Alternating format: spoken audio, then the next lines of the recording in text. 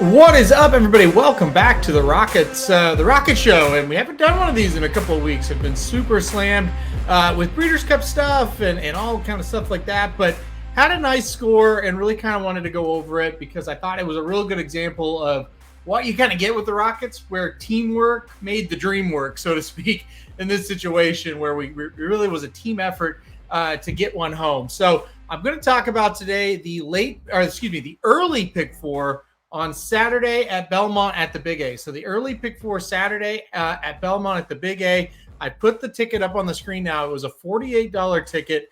It's one of the best or biggest pick fours that we've hit ever since Jared and I took over the Rockets.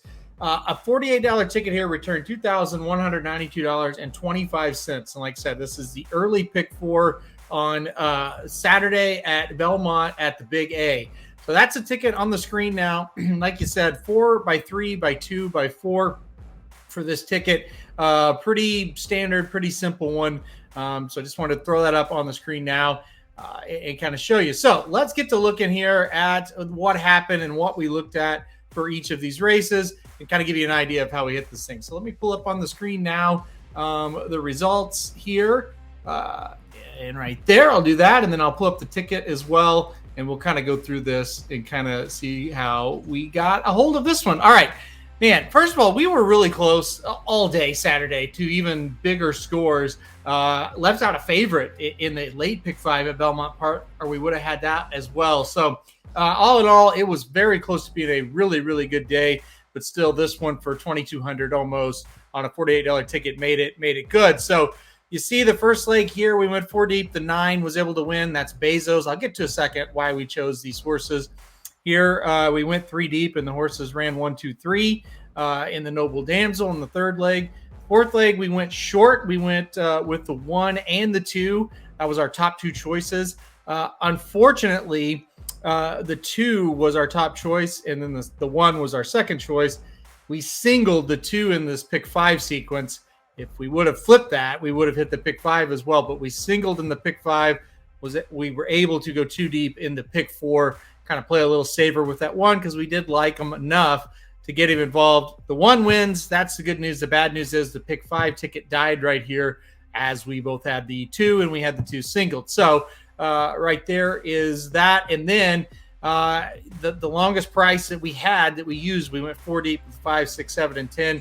The longest price came in the number 7 Agua Dulce, a $37.40 winner. A couple of really good things about this before I get into the details. This was the top pick on the website. So the free picks at Belmont at the Big A had this horse on top. So if you went to the free picks that day, you got this horse, and he paid $37.40. She paid $37.40 to win. So that was nice. She was my top choice in the race. I'll explain why here in just a second. So always good to get a free pick winner home like that as well. Like I said, pick 4 for this one, 4 correct, which thank God we had $2,192.25. So a really good cash for us and made for a really fun early start to the day on Saturday. All right, let's get into the past performances here, and let's get into why we kind of picked each one of these horses one by one. So we'll start at race number 2 here, Belmont at the Big A. Like I said, this is Saturday. If you want to look back, follow along, what have you, you can certainly do that. Race 2, we'll kick it off right here. This is the first leg of the sequence. We went 1, 2, 8, and 9 to start this off. Now, the 8 actually ended up scratching. So we ended up actually with 1, 2, and 9. The 8 was a late scratch of the race. Now, if the favorite would have won, we would have actually been alive for $1, but the favorite did not win this race. As it turns out, the 9 was the winner, and I'll give Jared full credit on this one. I did not like this horse all that much. The number 9 was Bezos, and you're thinking, where have I heard about this horse? Let's scroll down in his past performances way back. Bezos was a heavily hyped Bob Baffert runner who was supposed to be a Derby horse and absolutely sucked on debut, came back and won next time out, went to the Lexington and was a horse that a lot of people thought could maybe still jump back on the Derby trail. Was terrible, got killed, and look at these past performances, just bad, really bad, not good. Dropped down to the 50K level, got claimed, still didn't run good. Still, look at these our allowance races didn't good. They tried the turf, they're like, we'll try anything. Not a good race there. Last time out, finally drops down to the 16K level over this track and wins by 9 lengths. claimed out of the race by a trainer that you don't see a ton of success. Just 8% winners out of 77 starts coming into this race. Was 0 for 15 at Aqueduct. Moved up back in class to that starter allowance level. And so, yeah, did have some improvement last time out in that 16K claiming. If you go back and look at some of his other starter allowance races, not that good. But that being said, Jared said, look, let's throw him on there because I do think he's got the class. And he, at one time, people thought he was pretty good. He woke up in a big way last time out. Maybe the light bulb came on. Maybe he'll come back here and make it 2 in a row. Again, I was heavily against the horse. It ended up working out. The 9 gets home here and kicks us off with a nice winner of $10 here. He's a 4-1 horse. So that's, again, he just thought, listen, the horse woke up, always supposedly had some talent. Maybe he woke up, maybe he's going to run 2 good races in a row, and he did. So the 9 gets it done. The 1 and the 2, the other horses we ended up with, look at the 1 Skylander, won by 8 lengths over this track last time out. In 40K claiming level, that's much higher than the 16K that Bezos won. So I just thought, Skylander probably going to be the one to beat in this situation. I really didn't think there'd be much of a race between him and Bezos. And I did use the 2 Swift Tap. We both like this horse dropping back down, kind of to a class level that I thought made sense. That starter allowance race at Saratoga came up really tough last time out. And now coming back, it started allowance company, but it was a little bit easier spot. Rob Atras thought this horse would bounce back and did not. So thankfully, the 9 gets home. Like I said, that's why we used him there, trying to just, like last horse on the ticket, to be completely honest. And he gets the job done, gets us off to a great start. All right, the third race on this was the Noble Damsel, the 1 mile race going to the 1 mile race for $150,000, I should say. We were all over 2, 3, 4. That's the only 3 horses we had them in the order of 2, 3, 4, just like that for our top 3. It's a situation where we just thought it's a short field. We like all 3 of these. Let's just play them all. I just have a feeling that's what we need. Turns out the 2, 3, 4 were your top 3 finishers. You go over it. Listen, Plum Ali had been facing some pretty nice horses. Got second in a couple of races pretty similar to this. Thought she would be tough. Evie Jats, who ends up winning the race and was the better price of the 3, so a good break for us. Another one we just thought, look, been running against good company, been close. Last time out, a race very similar to this, over this track, only lost by a neck. We thought the shortening up to a mile would help. Right here, 2 back, got second, got beat by Nessador, the horse we also used in this spot, and it was basically because, look, good race last time out, ready to jump up to stakes company again, kind of beat a horse in Evie Jats that we like. Just seemed very logical to use these 3 horses and move on. The other horse kept waiting. I think a lot of people thought this horse, could get loose on the lead, stretching out in distance. Was coming off of 5.5 and 6 furlong races and stretching out, thought they'd get the lead. She did, but she didn't run very well. She kind of quit. Looked like she really just wanted 5.5 or 6. That was kind of our estimation. We took a little bit of a shot not playing her here and just said, I think we are more interested in the 2, 3, 4. And it worked out this time as the 2, 3, 4 got it done. The 3 specifically gets it done at 7-2. So it's very good to start it off with a 4-1 and a 7-2 and felt pretty good going into this leg. Of course, this is the short leg. So this is where the problem, was for the pick 5. As we went too deep in the spot with the 1 and the 2. We both like the 2 on top. A horse that had been running very well after coming back from this layoff. He won a maiden special weight at Saratoga and then came right back here. Got second over this track last time out. Faded a little bit late, but thought the horse ran pretty good first time out against winners. I projected a really nice improvement in this race for the 2. Second time out against winners. Just didn't do it. Kind of didn't get the trip I thought. Was pressured a little more than I thought she was. Turned for home. You knew it was kind of over. So, unfortunately, the pick 5 ticket, we were ripping it up about mid-stretch. But the pick 4 ticket stays alive because we did use the 1 on this pick 4 ticket. The 1 funny how, a lot of times we don't love using horses, breaking a maiden and then facing winners for the first time when it's taken, 3-4 starts to break the maiden. Usually it'll take 2 or 3 starts to break, or not to break, but to win that second race. In this case, though, we went back and looked at the replay. We just thought Funny How ran pretty darn well in that race. It was over this track, just kind of stalked the pace, ran really well, kicked on really strongly. And we looked at the pace setup and we thought, well, if the 2 does get pressured, the 1 is going to get first jump. We both really liked how the 1 was coming into the race. And honestly, we ended up singling on the pick 5 because if we really liked the 1, we really liked the 2, and 2 back right here. The 2 had beaten the 1 by 4 1/4 lengths. So we thought, well, it's a standout horse in our opinion. If we like the 1 to finish second here, the 2 beat it pretty easily. So that's why we singled in the pick 5. But for the pick 4, we had the budget and we thought it made sense. These are New York bred horses. Sometimes they're not real consistent. The other thing about it that we liked is this horse stepped out to open company last time out and won. And that's impressive for a New York bred, no doubt about it. Not to say they can't ever do it. They do it a lot, but that was impressive. So you thought, okay, stepped up to open company and won, and now we're going back to New York bred. We just thought this horse was one to throw on a ticket here for the pick 4 that we had the budget. We thought this horse made a lot of sense. Again, another reason why we singled the 2. The horse that the 2 beat, 2 back, stepped up to open company and won. Number 1, Funny How. So anyway, as you can tell, I'm not over the fact that we lost this pick 5, but it is what it is. So that's why we went too deep in that spot. We just thought it made sense to put Funny How on the ticket. All right, 5th and final leg of this one. This was the big pay leg for us. We were live to some pretty good prices, but the top price was the 7, Agua Dulce. Went off at 17 to 1 and got the job done in this spot. Very, very exciting stretch.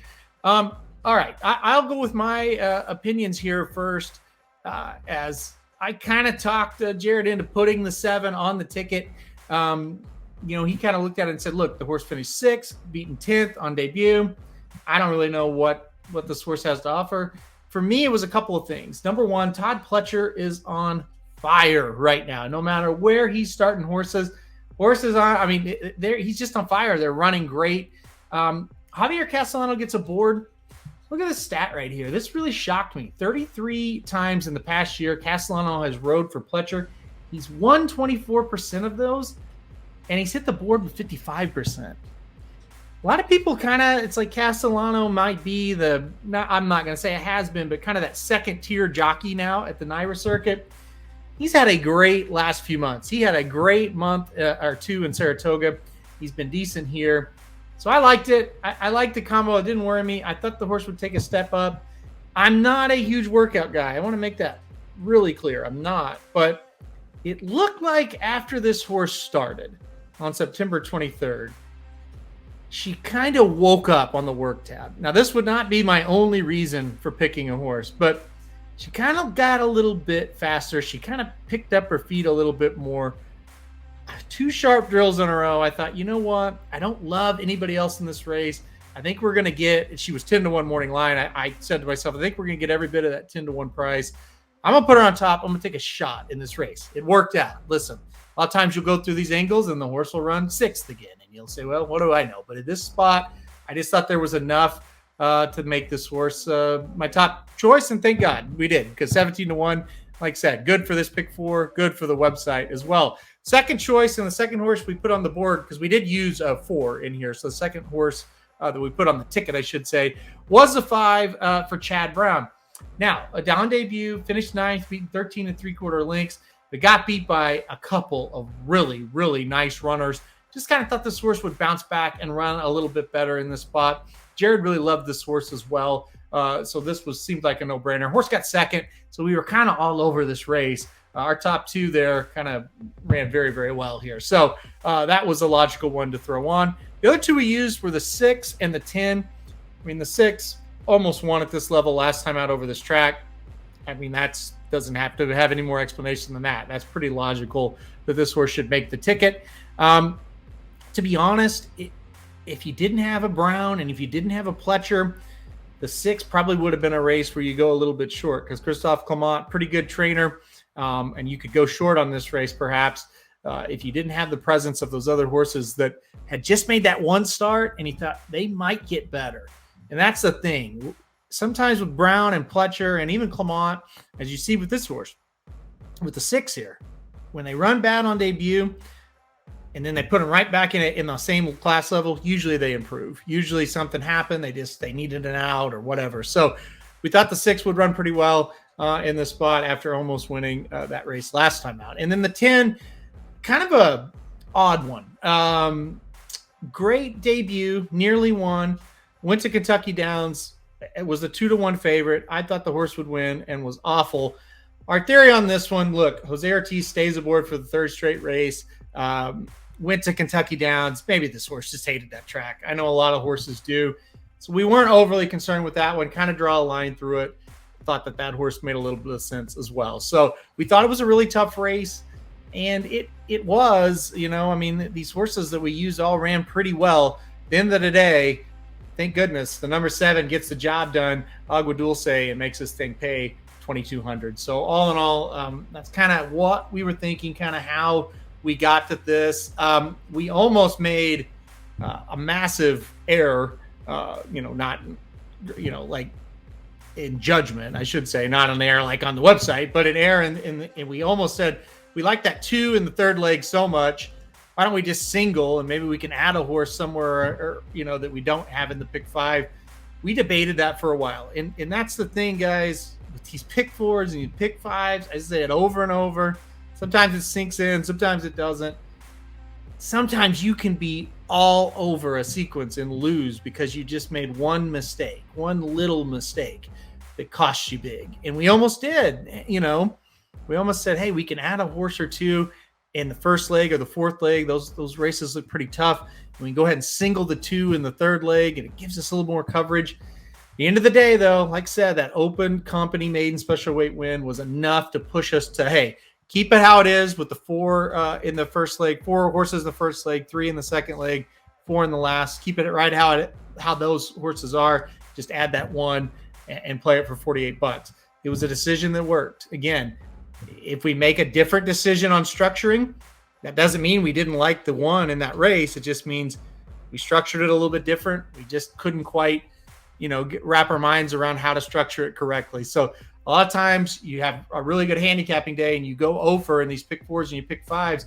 And when you do, you got to, and it's the hardest thing in the world to do. And I tell myself this all the time. When you look back and it's like, oh, we missed some opportunities. You just got to tell yourself, it's going to happen. It's really tough to hit these pick 4s and pick 5s. And that's why when you do hit them, they're so rewarding, like this one was, because I know the prep work and the lead up to how we got to all of our tickets. And so you're sitting there and you're 4 deep in the last, and you're like, oh my goodness, we almost singled in the race before and we would have been out. Now we're here. We've built this ticket. And thankfully, we got rewarded in that last leg. So anyway, I will quit rambling. That's the Rockets for this week. I'll be very honest, probably will not have a video for the next couple of weeks because it's all hands on deck for the Breeders' Cup. But wanted to throw one out here for this week while we're still a little bit slow before those pre-entries come out on Wednesday. So there you go. That's it. That's it for this week. That's it for the Rocket Show. Probably see you back in a couple of weeks unless we hit something that I really want to get excited about talking about, whether it be a miss or a hit. We'll do either one on the show. So thanks, everybody, for watching this one. And we'll see you for the next one, like I said, in probably a couple of weeks. RacingDudes.com is your home for the best betting tips and coverage for the 2022 Breeders' Cup. Our wagering guides have cashed for thousands. You cannot miss our 2022 Inside Track wagering guide to the Breeders' Cup. So hurry up and subscribe, then go to RacingDudes.com. Check out the free picks for every race, every track across the country, and the Inside Track to the Breeders' Cup wagering guide available soon.